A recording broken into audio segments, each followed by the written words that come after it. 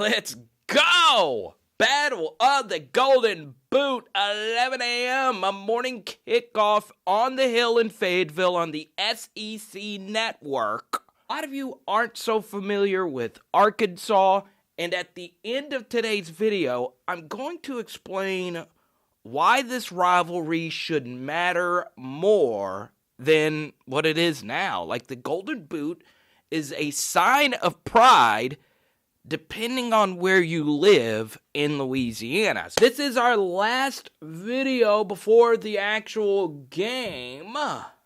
So don't forget, we got a live stream right after the game ends, right here on this channel. Obviously, the biggest story, how many players are affected by everything that's going on? I mean, we've heard so much about the positives that are in the Arkansas football program. LSU, a 2-week bye period. This is basically like getting ready for a bowl game.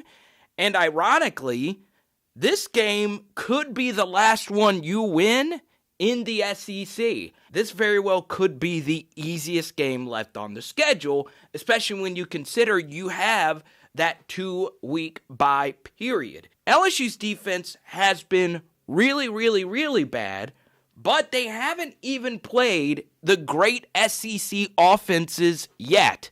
So, in the SEC, the highest ranked offense LSU has played this year was Auburn at 6. And the main reason Auburn's at 6 is because they played you and put up a ridiculous amount of points and stats.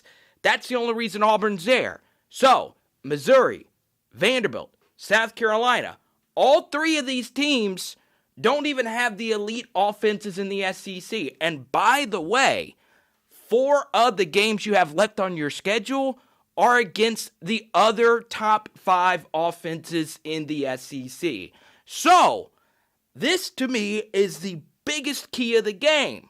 Can the LSU defense, with 2 weeks to prepare for this game, in fact, basically 3 weeks to prepare, and let's be honest, Ed Orgeron said it himself.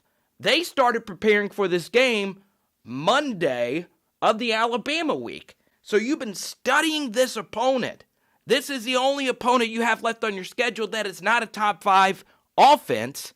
If the defense doesn't get fixed now, it is an unmitigated coaching disaster. Moving over to the other side of the ball, offensively, LSU has TJ Finley at quarterback. Now look, TJ has actually been pretty good. The Auburn game, obviously it's a stain, I get it. But outside of those 2 first turnovers, the third interception was bad luck. But outside of committing those really bad turnovers, it wasn't as if he wasn't moving the football. He actually was moving the football. I don't see as big of an advantage with LSU's offensive line versus Arkansas's defensive line, which isn't exceptional, but they're pretty daggum good. And the one thing about Arkansas's defense, they're super smart and they're super experienced. They let you make the mistakes. That's what happened with Ole Miss. That's what happened with Tennessee. Arkansas's defense this year has been really good at home. Here in special teams, Arkansas's never really had great special teams. It's always been an issue for them.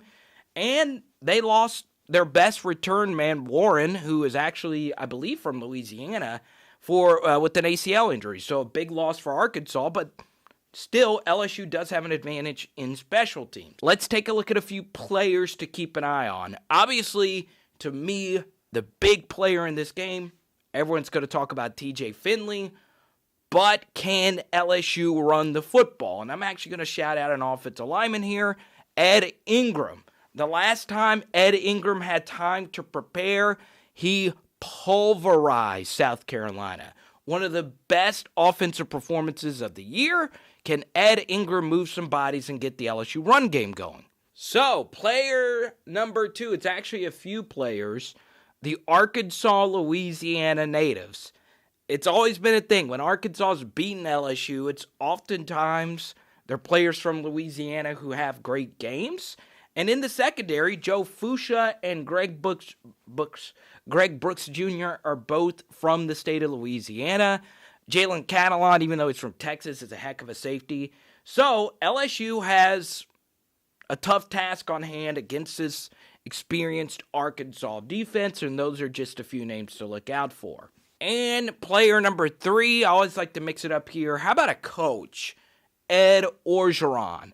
So our video earlier this week created quite a stir with a lot of you when we did some research on LSU's lack of second half adjustments. So far, Sam Pittman and his Arkansas Razorbacks have done a great job in the second half of games this year. Outside of the Georgia game, I've seen them make minor adjustments to put them in a better position to win. LSU's done the opposite. I mean, even the Hail State game, even the Missouri game, you had opportunities to win if, of course, you make some minor adjustments where LSU wasn't able to do that. Alrighty, before we get into this game prediction, this is kind of important for people to understand. So if you live in North Louisiana or if you live in South Arkansas, I grew up in a small town in South Arkansas. It is wild how many LSU fans live in South Arkansas and how many Arkansas fans live in North Louisiana. It's a long border. A lot of people shop or work across state lines. They commute. So oftentimes when you're at work, you're oftentimes working next to maybe an LSU fan or an Arkansas fan in the opposite state. So that's why the rivalry in this center matters so much. And it's weird because both programs are the only Power 5 programs in their state, and they have complete state dominance with fandom because of it, even though both campuses are in, like, the corners of their state. So it makes it a little weird, right? But that's what makes all this interesting. We don't know what's going to happen, but in this center part of the state, the trash talking has gone up because this game is actually competitive.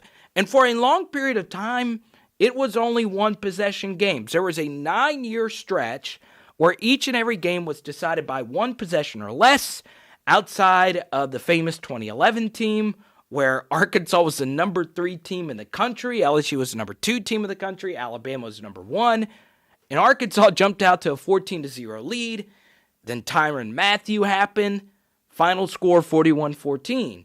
So all the games used to be competitive, while obviously in these last few games they haven't been all that competitive. So we saw. And if LSU does lose this game, I'm going to get a ridiculous amount of trash talk on this device. When Arkansas was the 1-point favorite in this game, it was the largest point shift spread from one year to the next, which is kind of wild, right? Like 42-point favorites, 1-point favorite. Now LSU, 2.5-point favorites. That's kind of weird how much that line has moved. Maybe some of that has to do with the reporting that's going on within Arkansas's football team and the pandemic. We shall see how that actually plays itself out. I don't know. I honestly don't know. So, yeah, there's so much up in the air. 37% chance of rain with temperatures floating around the mid-60s. I believe if it does rain, that does help LSU a little bit. I'm going to lean Arkansas on this one, but not by much. You know, LSU does have the extra time to prepare. That was the reason why I picked LSU over South Carolina, and they obviously have the same thing here, all this extra time, and they have a huge rest advantage because Arkansas played that late game in Florida last week where they gave up 63 points.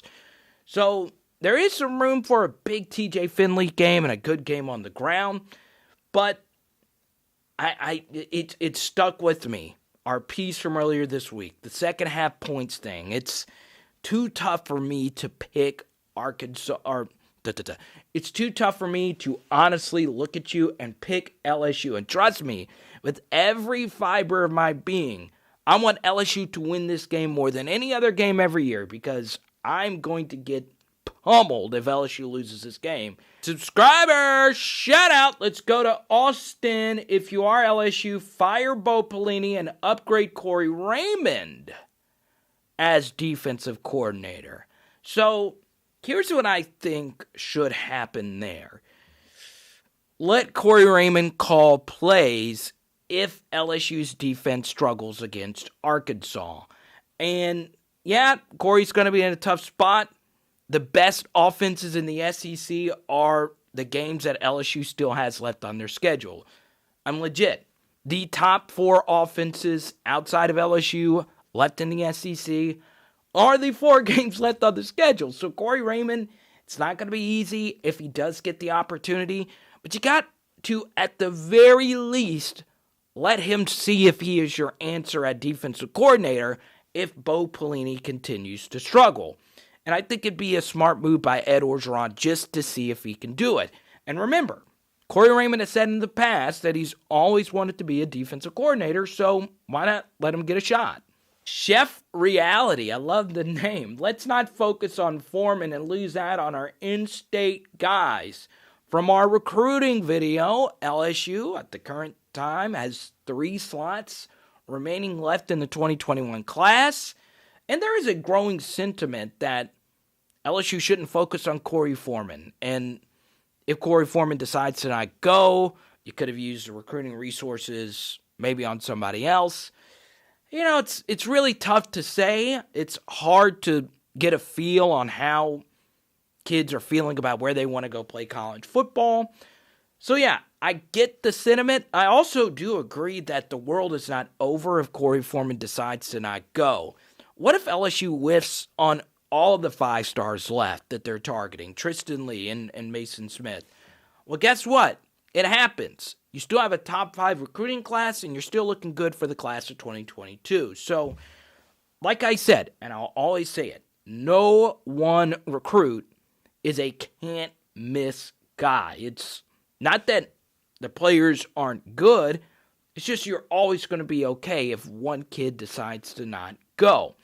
We shall see what happens. Boom! It's Power Hour LSU. Boom! Boom, boom, boom.